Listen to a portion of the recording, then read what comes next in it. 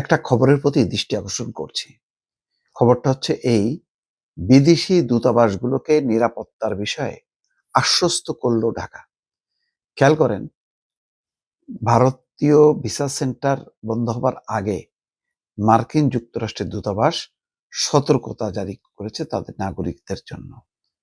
তার মানে নির্বাচনটা ঘনিয়ে আসার সাথে সাথে বাংলাদেশের সংঘাত হবে এবং আইন শৃঙ্খলা পরিস্থিতির অবনতি হবে বলে বিদেশি কূটনীতিকরা মনে করছেন। এর মধ্যে ভারতীয় দূতাবাস ঘেরাওয়ের কর্মসূচি পালন করেছে এবং সেখানে যে সমস্ত কথাবার্তাগুলো হয়েছে ভারতীয় দূতাবাসকে সামনে রেখে, এগুলো কিন্তু শুধু ভারতীয় দূতাবাস না, পুরো বাংলাদেশে অবস্থিত যত কূটনীতিক মিশন আছে সেই মিশনগুলোর নিরাপত্তার জন্য একটা চাপ বা একটা সন্ত্রস্ত একটা পরিস্থিতি তৈরি হয়েছে তাদের জন্য। সুতরাং সরকারকে খুব দ্রুত গতিতে পরিস্থিতি সামাল দেওয়ার জন্য নানামুখী উদ্যোগ নিতে হয়েছে। সেই উদ্যোগের অংশ হিসেবেই দেখা গেল আজকে আবার ভিসা সেন্টারটা চালু হয়েছে। পাশাপাশি পররাষ্ট্র সচিব আসাদ আলম সিয়াম আজকে 40টা দেশের দূতাবাস প্রতিনিধিকে নিয়ে বৈঠক করেছেন।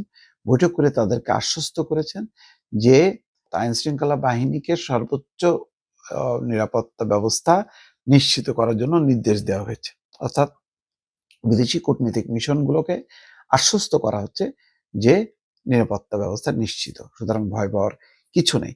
এখন বিষয়টা হলো যে নানা মহল নির্বাচনের আগেই কিছু কিছু পরিস্থিতি তৈরি করতে চায় যাতে আর নির্বাচনটা না হয়। একটা অরাজক পরিস্থিতি তৈরির জন্য প্রতিবেশী দেশের হাত থাকতে পারে, অথবা আভ্যন্তরীণ কিছু শক্তির রাজনৈতিক উদ্দেশ্য থাকতে পারে যে নির্বাচনটা হলেই দেশ আবার শাসনতান্ত্রিক পথে যাক।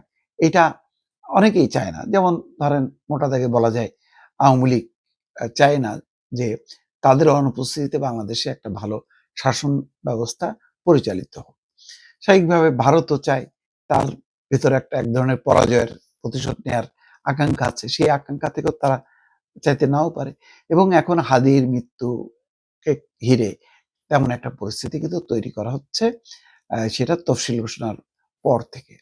এই অবস্থায় আরো কি পরিস্থিতি হয় এবং নির্বাচন কেন্দ্রিক বিভিন্ন জায়গায় সংঘাতের যে ঘটনাগুলো ঘটেছে বা ঘটার শঙ্কা রয়েছে, তার প্রেক্ষিতে কিন্তু বিদেশি দূতাবাসগুলো যথেষ্ট পরিমাণ শঙ্কিত যে বাংলাদেশে সত্যি কি একটা ভালো নির্বাচন হবে নাকি হবে না। এখনো পর্যন্ত নমিনেশন যেহেতু চূড়ান্ত হয়নি, যখন নাকি নির্বাচনের মাঠে বিএনপি সহ প্রতিদ্বন্দ্বী দল এবং প্রার্থীরা নামবে, তখন বোঝা যাবে পরিস্থিতি কি হয়। এবং তার মধ্যে আর একটা পক্ষ তৎপর থাকবে যে নির্বাচনকে ব্যাহত করার জন্য, বড় বড় কোনো অকারেন্স ঘটানোর জন্য।